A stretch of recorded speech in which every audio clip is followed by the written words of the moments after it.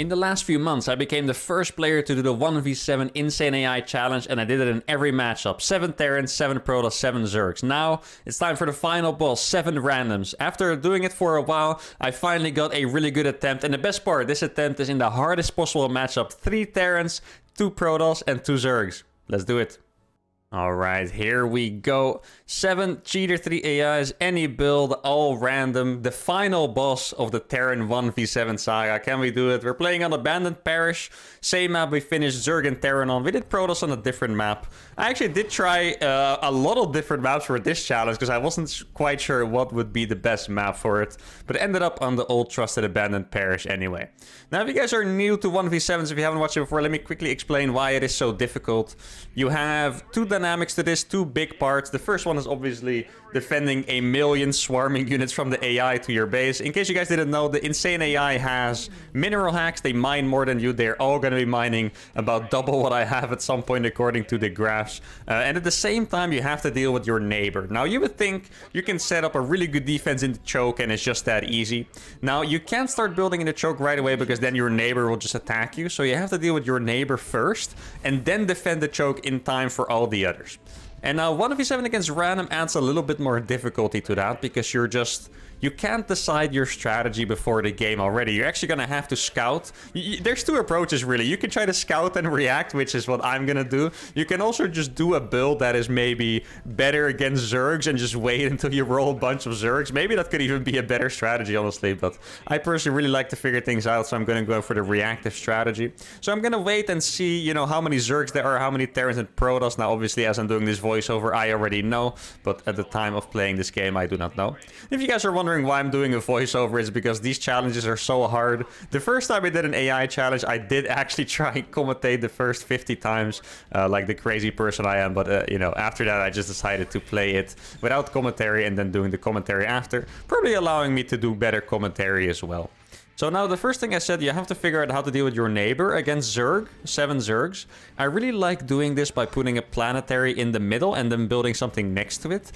Planetaries, however, fast are quite bad against Terrans and Protoss because of tanks and Immortals. So what I'm going to go for here is I'm just going to go for a classic bunker strat. I'm going to build a bunker close enough, which is pretty easy to do to my neighbor. And then he will pull his workers, try to kill it, and I will be able to take care of him quite fast. Now, seeing a Zerg as neighbor is quite nice for two reasons. First reason being is they don't have Marines, which means they can't shoot down the SCV making the bunker from the low ground. And they also don't have strong Zealots or ranged adepts. And another thing is that Zerg this sounds kind of crazy, because Zerg 1v7 I would consider to be the easiest, but in a 1v7 random, the Zergs are actually the hardest to deal with, and the reason is the Zergs cheese the most. So you always need to do your build very cheese resistant, or you're just gonna die to the Zerg player. So one Zerg being next to me is gonna allow me to take care of him quickly and not getting in trouble against a cheese later on. Now here you can see the Lings are coming, the drones are coming, there's no Marines, so I'm gonna be able to take care of him quite easily. Now, don't confuse it with this, you know, looking very easy to do, because the problem here is, remember, I need to wall that choke, but I can't do it until all these freaking drones and Lings are dead. So it's going to take me a long time. As you can see, I'm already starting a tank and a Liberator because I need to defend it from the Zerg's allies. Now, I don't think their allies get aggroed. Because the Zerg is technically attacking me. They don't see it as if I'm aggroing them by attacking their ally. The ally is just defending himself from, you know, pretty funny that a bunker there actually aggroes them because it's really far. I mean, I guess you could consider that a proxy, right? If the bases are that close. If you do enjoy this content, by the way, make sure to subscribe. I have big plans for next year and I want you all to be a part of it. So, you know, click the sub button if you enjoy it. Give the video a like as well. And that would be very much appreciated. And it will help you not missing any future videos. So now, the main strategy of the early mid game is going to begin. As you can see, I have the tank and Liberator. This is slightly different placement compared to normal. And it just has to do with the fact that I'm not able to wall the low ground that fast. So the Liberator is really annoying for AIs to deal with. They do not like stepping in Liberator zones early on. They're going to try to avoid it at all costs. And then I have the tanks on high ground shelling. The barracks is no longer necessary, so I'm going to use it as a part of my wall. Walling as best as you can is very important, obviously. So a barracks is going to be a part of that. Though sometimes losing it is very annoying, because then you can't make any more factories and that's rough. Do notice, by the way, how after I'm gonna explain, or expose at the end of this video how many attempts it took me exactly to get this good of a run. But I learned some things, and one of those things, small details, is that I only made 2 Marines. I noticed that I can defend, or rather kill the neighbor fast enough with just 2 Marines, and that way get my CC a little bit faster. I also experimented making 3 and 4 Marines, but it's just a little bit too much. And also, just a comment again about the unpredictability of 7 randoms. Why don't you SCV scout? You really just can't afford it. Like, money is so tight. Even in a 1v1, a pro gamer will typically tell you that scouting when you don't have to is already a bit rough. But in a 1v7 where you really need all the money you can, that is pretty nice. Now, the first thought I had here is that there were not a lot of Zergs on the map. Because like I said, Zergs cheese very often. Zerg AIs cheese, I want to say, they probably cheese 80% of the game. So the fact that I didn't get cheesed by a few other players here kind of made me think there were not a lot of Zergs on the map. Maybe not even a single one. This ended up being wrong. Yeah, there you go. Actually, like the Zex Hive and a Zerg comes in. But definitely thought this might be the only Zerg, because else I probably would have gotten cheesed. Also, one more thing before I really start getting attacked heavily here is I'm actually planning to do a lot of different AI challenges next year. So rather than just like brutal 1v7s and stuff, I was also thinking about maybe doing 1v7 against very hard with only Marines, that kind of thing. So if you guys have any suggestions or something you would really like to see, make sure to leave it below in the comments, and then I'll get to it. Because I know you guys like the AI challenges. For me, it's really fun to figure those things out, so I would love to hear. Now here you can see why the tanks are so good, and also why walling is scary. If you make your buildings too far forward when your opponent's Terran, they're just going to be able to kill those with siege tanks. So the unit positioning and the building positioning is super important here. And I was actually thinking about putting this command center and flying to the 3rd base as a planetary. But planetaries against Terran players, and we know there's at least one at this point, probably more, it's just a bit rough, because tanks are so good against them. So notice how I'm putting the buildings a little bit further back, and my tanks are all still on the high ground. I'm going for a fusion core here, because Liberator range is very important. And also one more thing.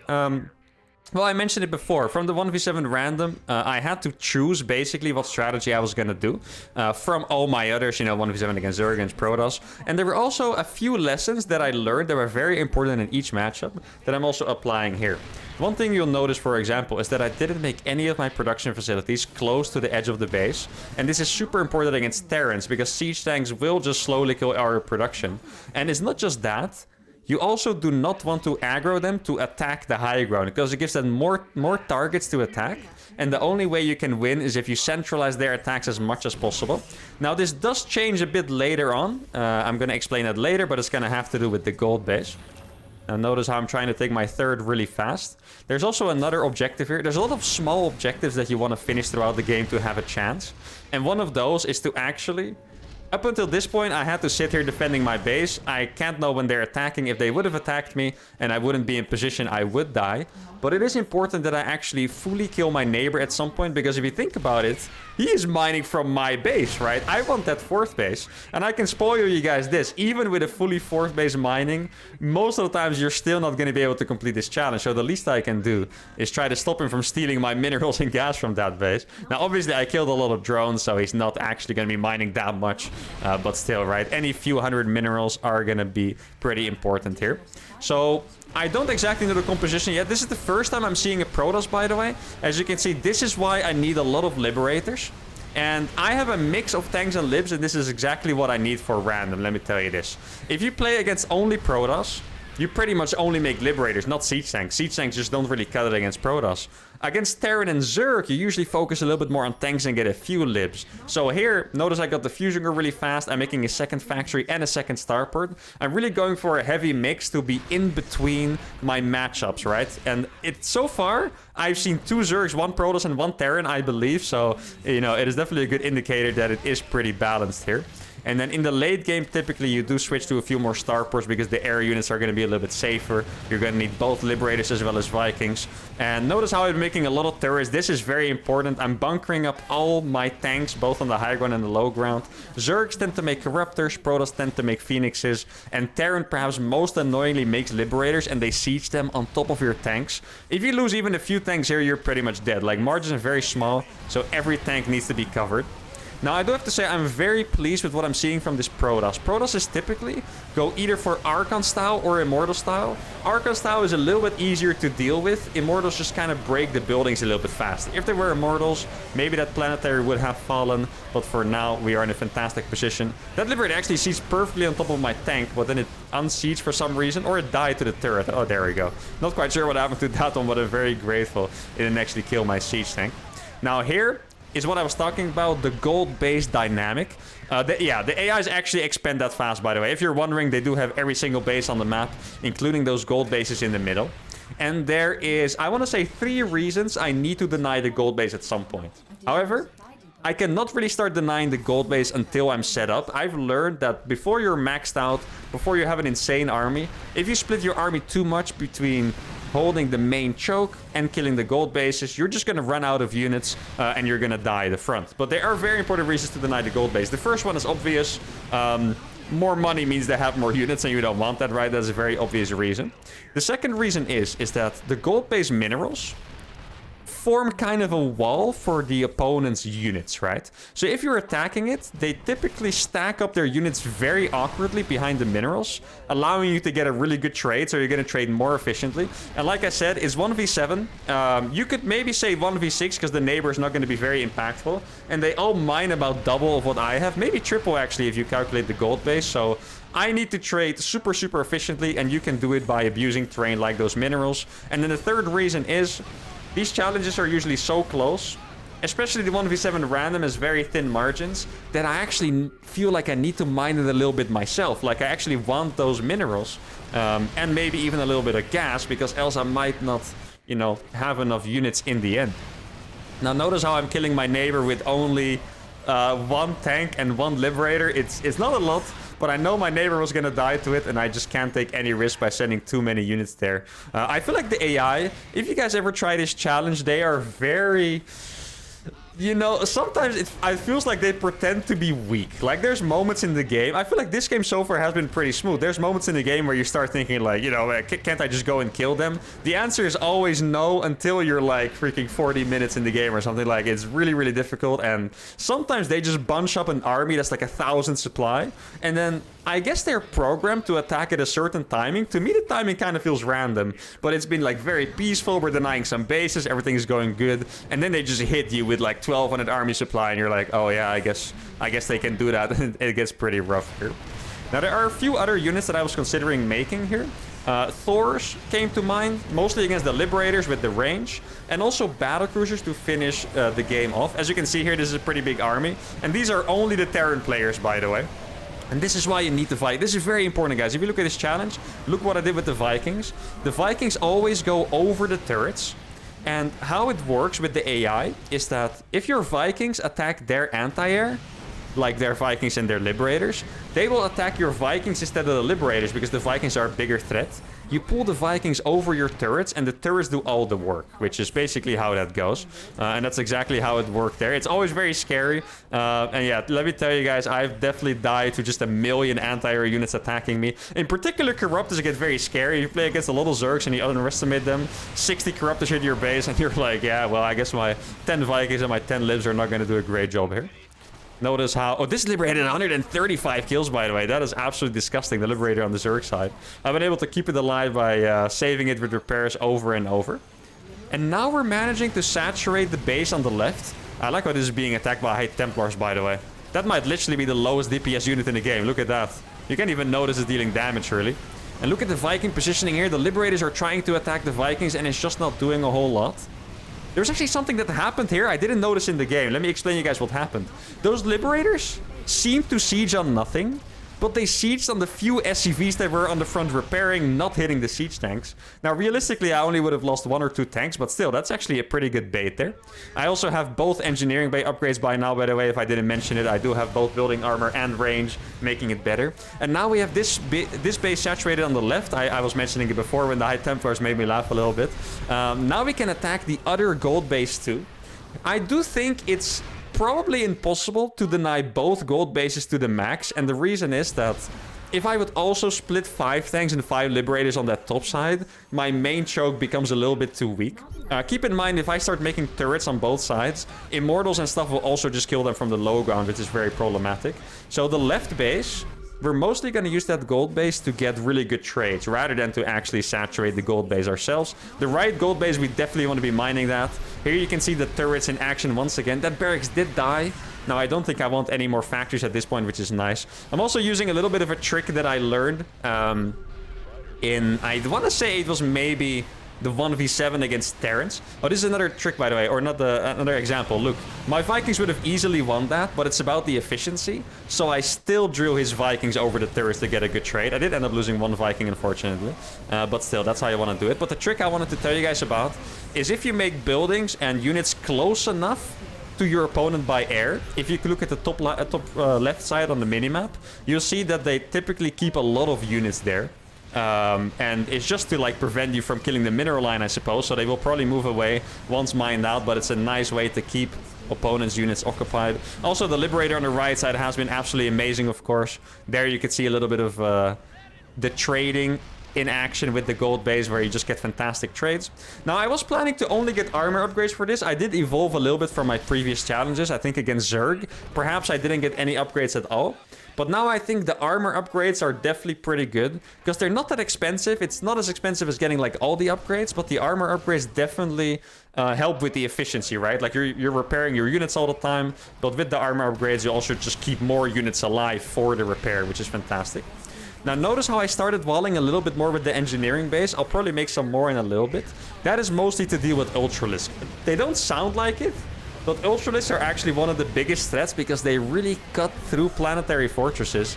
And if once the gates are open, we're always going to be in trouble. Oh, there's one thing I want to clarify, by the way. I don't think I clarified it in my other videos. I always mentioned that the insane AI map hacks, right? They don't scout at all. They just react to what you're building instantly. And then I've also mentioned on other occasions that the AIs don't have high ground vision. And some people would be in the comments confused, like, wait, don't they map hack? Like, it is not the mechanics of the game that they can shoot where they don't have actual vision. So I think it's even the case with like an actual map hacker, like a person that's map hacking. They will still not be able to shoot at a high ground without having vision because the mechanics of the game just don't work like that. And it's the same here with the AI. They can see everything you're doing. They still need vision to shoot on the high ground though. And what's nice to abuse of the Terran AI is that they don't scan for vision. They are only programmed to use scans for detection. So that's how you can easily take out a clump of C-Sanks on the low ground. You snipe the anti-air, or the air units rather, and then you can just kill the tanks. Now you see they're also making battlecruisers. I was actually surprised to see a lot of capital ships, by the way. We saw, we saw a carrier already. We're seeing battlecruisers. I also learned that sometimes the Terran goes for nukes. Now we haven't seen any nukes yet, or maybe have we seen a ghost yet? I don't think so. I'm pretty sure they made ghost at some point. Oh, there's actually a ghost right there on the ground. It got instantly killed by a liberator. Hopefully there's no nukes, because you can imagine how devastating a freaking nuke would be on this location over here. Now, this is annoying about the Terran. The synergy is the hardest part about the 1v7 random. You can notice the Terran keeps opening my wall, killing the turrets at the front, killing the engineering base. The worst nightmare is that a Terran opens them, and then the Zerg opens the floodgates and enters with 20 Ultralisks. So far, they haven't synergized perfectly. The Zerg finally got rid of my Liberator on the right side a few minutes ago, which allowed him a little bit of breathing room, which was nice for him. But you can see this game, I think out of all the AI challenges, my setup here was maybe one of the best I've had. Because you can tell I'm getting really good trades on 3 different fronts. Gold base on the right, middle, and gold base on the left. And I think the biggest thing, and even in the main base of the Protoss on the left top side, right? And the main thing it's accomplishing is that the AIs have never really banded together for a massive attack. And that's always the scariest thing. I know it's easy to think, you know, if you're a Terran, if you have 200 supply of pure tank Liberator with a few Vikings and mass turrets, a planetary, you can't be broken by anything. But trust me, guys, I have, in total of all my AI attempts, I've probably gotten close to, maybe like 500 attempts even. And I've gotten some absolutely ridiculous setups A-moved by just a massive army. Trust me, guys, if 1600 army supply A-moves you, I was even trying some 1v10 against the insane AI on that particular map. I have gotten A-moved by probably at least 100 Corruptors, and it didn't matter, I had 40 turrets, every single air unit I had died, so, yeah. Here we go, we're gonna re-weld that real fast. Now, I did mention that I was upgrading my plate to getting armor upgrades. I wasn't quite sure if I also wanted attack upgrades. I think this game I was rich enough that I decided to get an extra armory. So I'm probably going to end up going for mass arrow upgrades at least. And here, once again, you can see the gold-based trading on action on both fronts. The hardest part about this is probably keeping track of all the repair. You lose SCVs on this side, SCVs on the other side, and you just, at some point, you're just like completely lost, you know. Am I even repairing my units here, repairing my units there? I think this game was maybe one of my best performances yet, at least up until now. I'm gonna be real honest with you guys, not trying to give a spoiler, but the worst part is still to come, 100% sure. So, but I feel like up until this point, I was actually really proud of it, how it was going. Just in case you guys don't know, the way I do these AI challenges is I set my mind to it, and then I'll play 5 games a day, usually in the morning, and see how it goes. I think before this, I had 2 pretty tragic attempts. Like, very often you just die in, like, the first few minutes. And then this one, I was actually feeling pretty proud. You know, even though this attempt could still be a fail, at this point, I was pretty proud of how it was going. The repairs were clutch. I was really trading well on every front.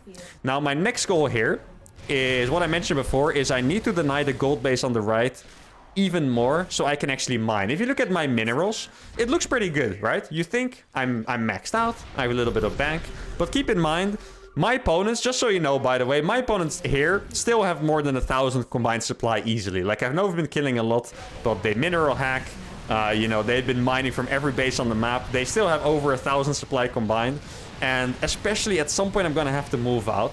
Personally, I think one of the most difficult parts of these challenges is, I'm not sure exactly how it is programmed, but at some point the AI thinks it can't break you anymore.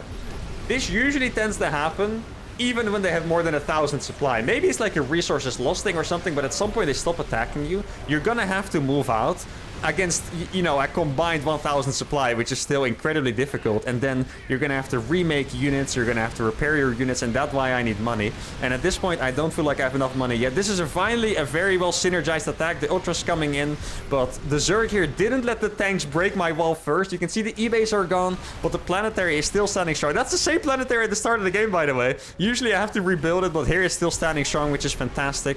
And now there's gonna be a few easy pickings. I do think this setup on the left, gold base, was surprisingly amazing, because really it has just been 1 tank, 1, 2, or 3 liberators, maybe 4 at most, and a bunch of turrets, and it's still alive with the uses of repair, seizing them a little bit further backwards so they're not tempted to send the entire army there. And these trades are so brutal. I actually love looking at some of these trades in like a vacuum, because this trade, if you have this in a 1v1, right, a normal 1v1 game, that Terran loses 100 supply and the game instantly, and I lose absolutely nothing, right? But here, it is just a drop in the bucket, really, to kill all of those units. Now, I'm mining out of my 3rd base. I probably, if I had to guess, I would say I have about 1,000 minerals left, and maybe a little bit more gas than that. I haven't mined from that gas yet, so maybe 1,000 minerals and 2,000 gas or so, which is pretty good. It's not enough to allow me to make any other units. But then again, I am getting the really good efficiency on every side. I'm not sure what my upgrades are at this point. I think I'm probably maybe a 3-2 or 2-1. I didn't rush upgrades at all, because it's just so important in these challenges that you survive, trying to get my turrets back up. And one thing I really enjoyed about this game is that you can see the discipline I have learned throughout playing these challenges. I'm always remaking my E-base, always remaking the turrets. I don't even have to think about it anymore. Sometimes it feels like I got better at AI challenges than at 1v1. Now, all these immortals are getting destroyed, which is fantastic. And I want to say, this is the point that is the hardest to judge, because realistically, some of you are thinking it, and at this point I can understand why you're thinking it. At this point it looks like we have done it, right? We've killed so many units, we've saturated 4 base, that gold is probably gonna be ours at some point, but I can really tell you guys, so the worst is still to come. I wasn't lying, and I think here's the hardest to judge. So normally, especially at the start, maybe like the first time I was doing 1v7s, this is the time when I would start moving out. But I just know from experience, you typically have to survive for at least 35 minutes before they really run out of stuff. And 5 minutes before that, so at 30 minutes, they're gonna stop attacking you but still have stuff. Now you can see, everywhere I scan, there is still a maxed out army. And one thing that is very... I keep forgetting the word. I think it's like treacherous or something, for my own mind, is that you have the feeling that you're trading incredibly well. I got the feeling that my army was just invincible. But the only reason it is invincible is because I have an amazing setup with a million turrets, with a wall, with tanks on the high ground. And as soon as you move out, you know, my 20 Vikings are not gonna beat his 30 Vikings and 2 battlecruisers. My Vikings are gonna get destroyed, even with the help of the Liberators. Keep in mind, I have to trade. I'm not sure what the actually, I haven't calculated. Maybe you guys will want to do it at some point. But I feel like typically I want to trade about 1 to 20 resources lost, which means 1 Viking has to kill 20 Vikings. If you're not in your normal setup, you're just not gonna do that, right? Absolutely no chance. Now, there was one thing I forgot about this game to make this a perfect first 20 minutes, and that is to launch supply depots. Usually, I try to drop at least like the last 4 to 6 supply depots. You can drop them from the orbital instead of a mule, because I'm gonna mine out anyway over time. Oh, now we're actually finally gonna be busted here. Finally, they sent the right unit set to deal with this. Those turrets are still gonna destroy all the Vikings, but that is the first loss I've taken. And you can see, oh, there's actually a lot of ghosts there. Really happy there is no nukes there. That is fantastic. I did forget what I was just talking about, but I'll probably get back to it in a sec. Don't worry about it. One thing that hasn't happened yet, that is actually a negative side effect. I really just thought of this. It's a negative side effect of defending their gold minerals so hard. And the thing is, what happens to your opponent's workers? If they're mined out, they will send all their workers to the last mineral patch on the map. And if you look at my natural on the minimap, you'll see there is 1 mineral patch left that I left there. I didn't want to... Oh, actually, that was actually a 6 sync. Like, this is a voiceover. I had no idea I was going to look at that mineral patch there. That's fantastic.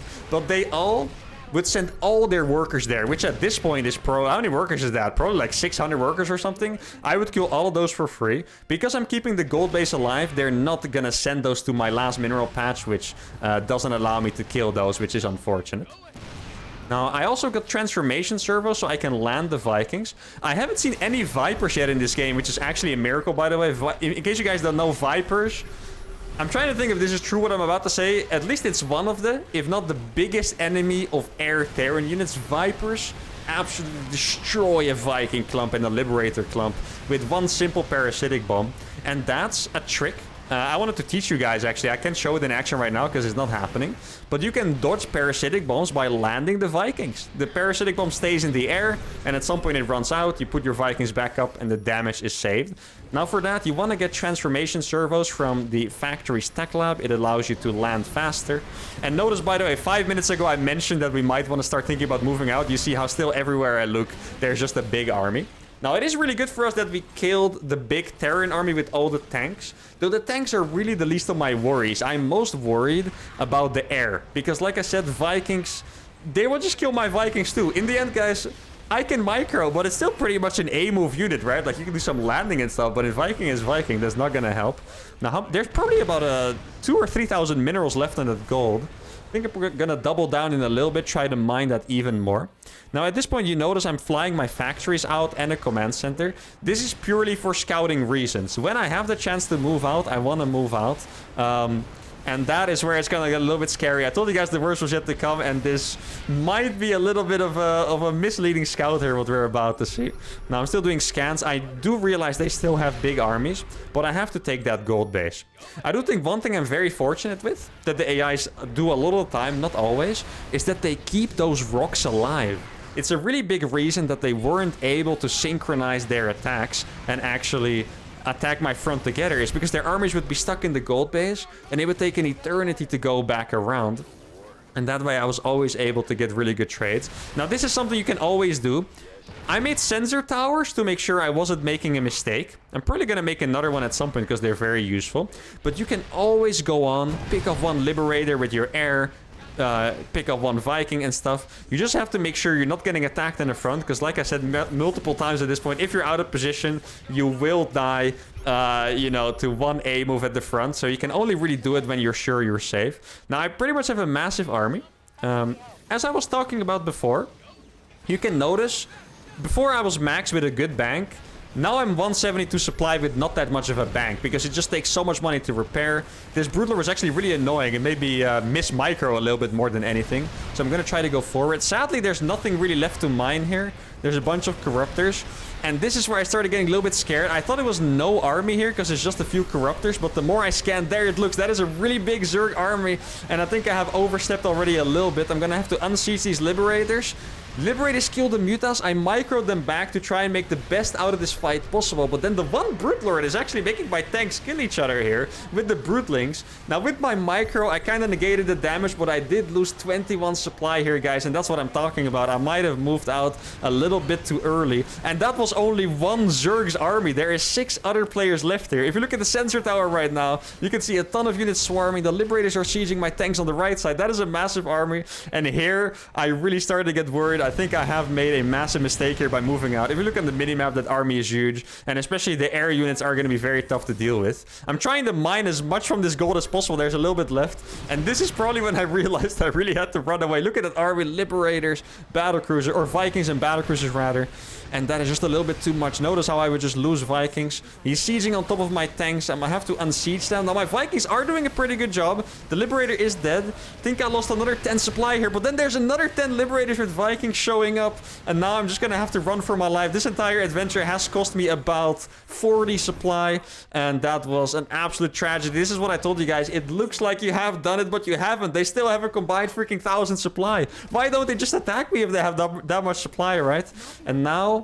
I just noticed the mistake I made. I think I just started 2 Liberators on that starport, but obviously I should be spending my money on repair right now. That is actually a pretty big mistake that I didn't realize. Keep in mind, repair only costs 25% of the units, so technically, if your unit's 1 HP, if you would consider 1 HP to be dead, it's 4 times cheaper to repair a unit than to build a new one. So that is definitely a mistake by me. A mistake I didn't notice during the game, but now I see it. A little bit disappointed. Not quite the perfect game I was mentioning at this point, right?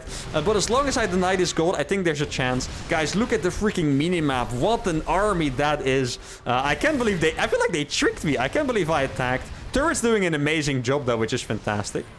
Now there's a few ultras. If I can catch their units separate from each other, it's gonna be alright. Notice how those ultras are gonna die very fast. I killed a lot of Vikings with the turrets over here. And I think...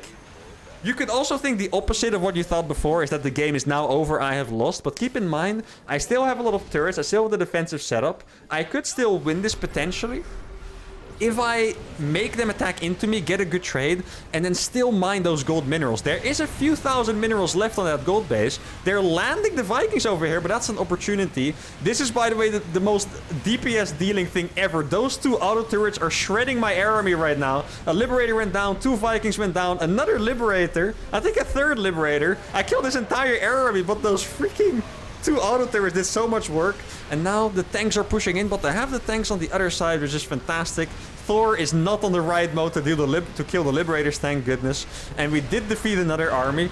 Now at this point, I'll be honest guys, I was lost. I didn't know if they still had 1,000 supply, or maybe it was 600 now instead of 1,000. I didn't know, but I was gonna play it careful. And now I only have 1 mission. Before I was getting a little bit overconfident, but now I still have the mission to take that gold base in the middle. That is my only hope. Like I said, 3,000 minerals, 2,000 minerals is gonna allow me to maybe make 30 supply more of units, which is going to be a really big difference. They're still cannons, and I think now we're just going to go for it. The SCVs in my army help very little. It's the same, by the way, I don't think I really explained this before, but it's the same with bunkers. A lot of people could wonder why you're not making bunkers. It's because a bunker, it's just not that efficient. In the end, it's a 350 HP, I think, building with 4 marines in it, which makes it 300 minerals in total. At most, it would ever kill 1,000 supply, and that's very, very ambitious. Best bunker ever. And that's just not the kind of ratio you want. So it's the same with having SCVs in your army. They're gonna tank a little bit, but they're really not gonna make it 1:20 ratio better, right? So that's why you really have to focus on the perfect defensive setup with the turrets, with the planetary, with the wall. Get those really efficient units out like Liberators and siege tanks. And yeah, you have to be super, super patient. I just got mad. You guys see that? That is matter build. I got matter build by the freaking AI, guys. That is... I haven't seen that before. I'm starting to wonder how I'm not playing against real humans here, but I guess I'll have to deal with it. Now, it's really nice. I still have the sensor tower on the top. That's going to help me a little bit with awareness. I would love to make a sensor tower here, but I don't quite have the money to do it. Like, a sensor tower, it's great. In a 1v1 game, or even in a 1v7 game, when you're thriving, they're great. When you're absolutely out of minerals, just simply not the best thing you can do. And here's the worst thing to see, more area units. Though it didn't look like it was that many area units actually, which is fantastic. The Marines are kind of awkwardly walking into the Liberators. I did lose one already. I also lost a lot of SCVs. You might not have noticed, but I only have 6 SCVs left, where before I had like 20. Might even lose the last of those, but we are killing one of the Terran armies. And I mentioned 35 minutes before. At this point, 35 minutes in the game, Terran losing an army. Potentially his last army. Maybe he'll have like 80 supply left, but he's definitely not going to be maxed anymore, I would say. Now there you can see the servos in action, quickly dropping to kill a siege tank, quickly lifting up again to kill the Colossi. That's where it came in use. If I didn't have it, maybe I lose another 2 Vikings, which is tragic. But now, thank goodness I still have orbitals. There are 0 minerals in my pocket. I have maybe... Is that all my SCVs? Do I have 3 SCVs? That's tragic. But I have 3, and very slowly with the help of mules, I'm going to be able to build this back up. Now, mules do not actually bring back extra money from golds. That buff doesn't exist anymore. It did in Wings of Liberty, which was great. If you like mule the gold base, you would be super, super rich. Now it doesn't anymore, so the mules don't matter that much. But the SCVs are going to mine a lot. The mules will help me build SCVs, and before no time, I will be able to mine this base, unless I get attacked again. Now, I'm flying the starport. Not because I don't want starport units, but I just need to know if there's an army coming. My tanks, I think 3 of those are red, 1 is orange, 1 is yellow. I think this factory is about to burn down. Now, I don't have enough money to really rebuild that much stuff. So I think I'm going to fly all my buildings, besides the 2 starports that have reactors on them. Because let's be honest, guys. If you didn't realize, starport units on reactors, you know, it's great that you can do that, but that's hella expensive, okay? 2 starports with 2 reactors making 1 round of Liberators. How much resources is that? How many resources, sorry? That's 600, right? I'm never going to be able to afford more than that. Every single base on this map is mined out besides this one. I do believe the fact that there's no workers running into me right now means there are no workers left on the map. And that's a good sign. That means their supply is lower. There's literally no more money coming in. They can't mine from my base, even if they would kill my army. And you can see the money's flowing in for me right now. I'm using my starpers to scout. And at this point, I'm a little bit more experienced. I know the game is not over, but I do think their armies are not massive. If I would have to guess, I would say there's 2 more decent armies, because we killed the Zerg army, I believe. We killed one of the Terran armies and one of the Protoss armies. So, and we killed the neighbor, of course. So at most, there's 3 armies. Typically, not every AI is careful, but some of them are. So it's logical to assume that there's 2 decent armies. I'm not talking about maxed armies, more armies that look like mine, but with worse micro. There you can see there's a bunch of Vikings, some Marines. So that Terran probably has a small army, maybe around 100 supply, and then maybe the Terran on the bottom, or the Protoss that is above here, I believe, could have an army. So this is the most dangerous area. But yeah, I'm gonna leave a few units here, as you can see. The building scout... Oh, that army is actually huge, by the way. I don't have enough Liberators for that. You can see the building scouting are insane. I know exactly what there is in the bottom right, which is 2 tanks, 2 Widow Mines, and I want to say 2 Queens. So I'm keeping 2 tanks there, 2 Liberators, just so this base doesn't die.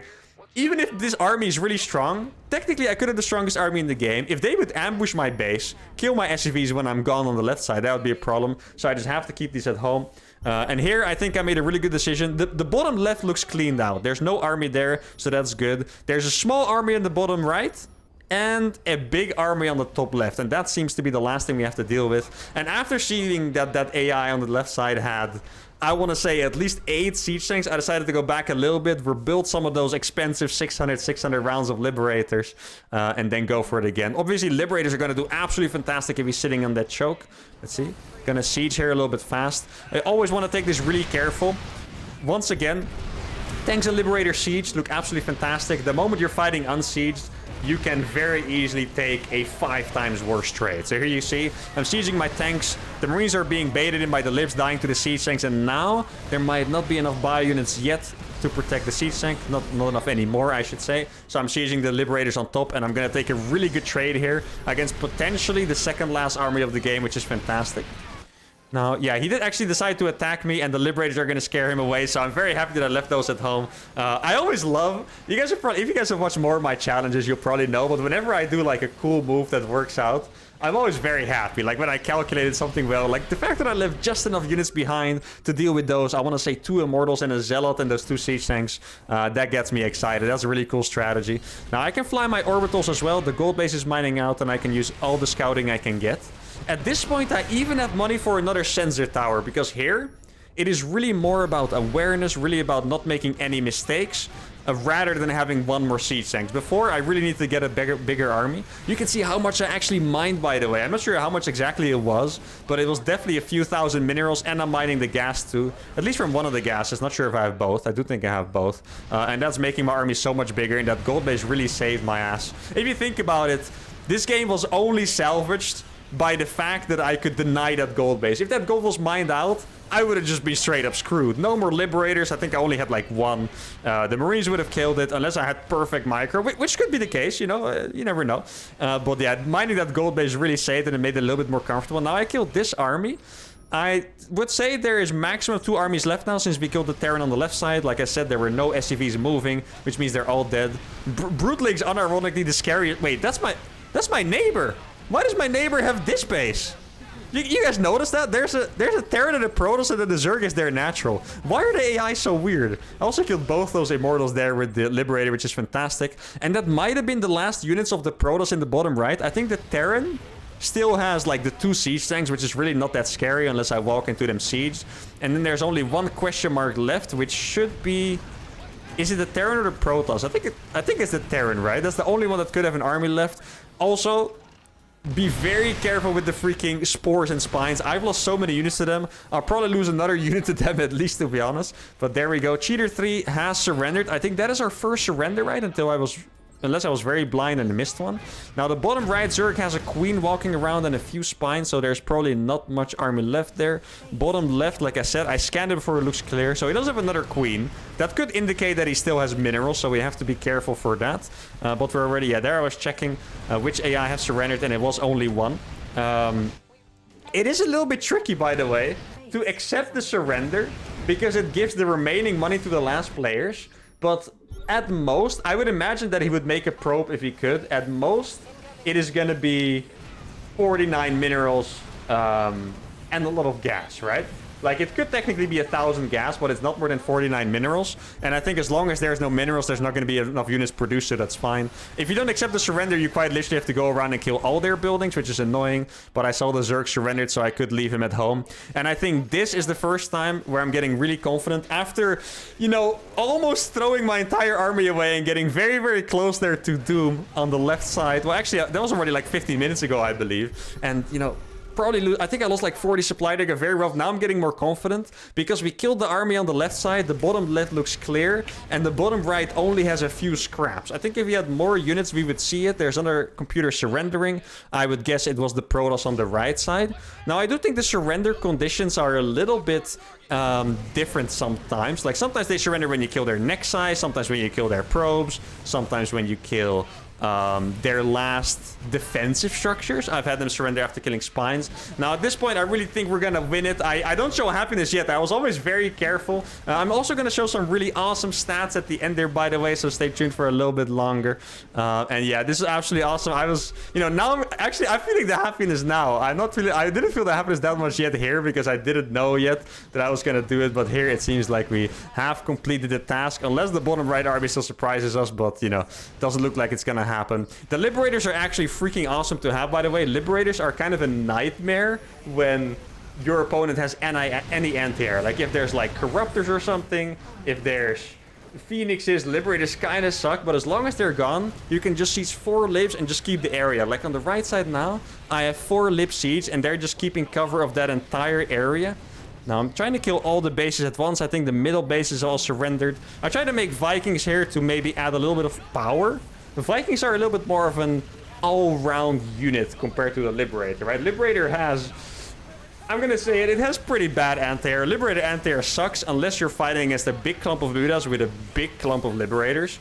If you either don't have a lot or are fighting the wrong unit, yeah, the Liberator is just... It has really bad anti-air. So I made Vikings because they're good against air. They're not as good as the Liberator against ground, but decent enough. And you can tell they're dealing with the buildings quite well. I guess Vikings kill both Terran and Zerg buildings faster, right? Because they're mechanical. At least I imagine they're both mechanical, and I can't imagine Zerg buildings being mechanical. That would be a little bit weird. But the Liberator is a big factor in kind of closing out these games, because you can close down positions, you can make sure the zones are clear, and then you don't have to worry as much. And you can see at this point, probably getting a little bit too cocky here after what happened earlier in the game. I'm kind of running into a lot of buildings unsieged. Not all of them, as you can see, I'm still sieging these. I think I lost about 3 units or 2 units or so to random spines. I told you guys it was going to happen, and cannons. But at this point, I didn't see any more army, and I was getting pretty confident. Cheater 5 has surrendered. I think that's the AI on the left, so we can leave that one alone. And I think that only leaves 2 computers here, which is fantastic. Now, I would like you guys to guess, before you see it, which was the unit with the most kills. I'm not quite sure myself. I think it might actually be that first Liberator in the game. We looked at it once, and that was a while before it died, and it had 135 kills. Now, this game was so brutal, I might have actually lost all of those early game Liberators. Like, I'm not sure if I have any of those early game Libs left. I didn't make any Thors. Thors tend to get a lot of kills. Also didn't make any BCs. Very, very happy I didn't make those battlecruisers, by the way. Cheater 7 has surrendered. I think that only leaves 1, which might be this Terran player over here. And there we go. We have officially done it. The 1v7 against random. And I'm very proud of this, especially because it was the hardest possible matchup. Here you can see the units lost 35k against the combined, what is probably going to be about 400. You guys do the math. Now, these Liberators, the highest kill one, had 29. So all of them died. Tanks, ooh, 70, 62. I saw 101 in there. 65. Yeah, the tanks have a lot of kills. They actually survived. I saw... That was a 28 kill Viking I saw there. That is absolute insanity. But like I said, we got the hardest possible matchup. 3 Terrans, 2 Zergs, 2 Protosses, and we did it. I was actually planning to do 1v7 random and then 1v7 mixed after we completed random getting a lucky matchup. So here you can see the score summary. 519,000 points. As always, I was the best player, of course, after winning 1v7. Look at the graphs. The graphs are interesting. Look at how big the armies is and their resource collection. 7 of them were just mining double of me, 6. And that's going to be it for today's video, guys. Hope you guys really enjoyed it. Make sure to give it a like, subscribe to the channel, let me know what you want to see next, and I'll see you guys for that next video. Adios.